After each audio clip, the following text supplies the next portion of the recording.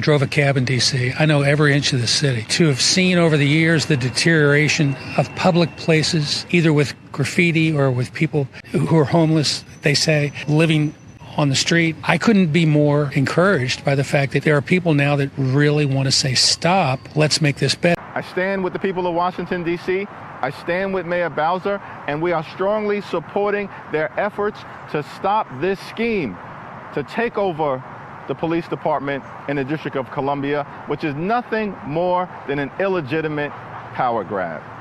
It is funny because when people think about Black women, they think about our strength. They think about how, usually we're juggling so much and we're doing so much, and we're still going to school and we're doing all the things.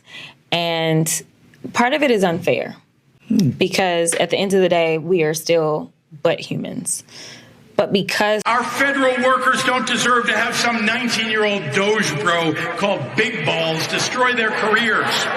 You're being very kind, and I won't be so kind, and I'll just name some of those people, such as John Bolton, who I think has made a disgrace of himself on television and in the newspapers, claiming that he knows better than President Trump. No, he doesn't, and neither do any of these so-called foreign policy experts who have never solved a foreign policy conflict in their lives. Look at what this president has done in 6 months. He has stopped 7 global conflicts all around the world, using the leverage of the United States of America to negotiate these conflicts to an end. You had the leaders of Azerbaijan and Armenia at the White House last week, both of whom said this would not have been possible without the leadership of President Trump and his administration. So the American people trust this president. That's why they overwhelmingly reelected him. And I think it's pathetic, some of the chatter that we see from these so-called experts who have zero accomplishments on their own resumes to point to. President Trump knows what he's doing. He has great instincts. This is a highly complex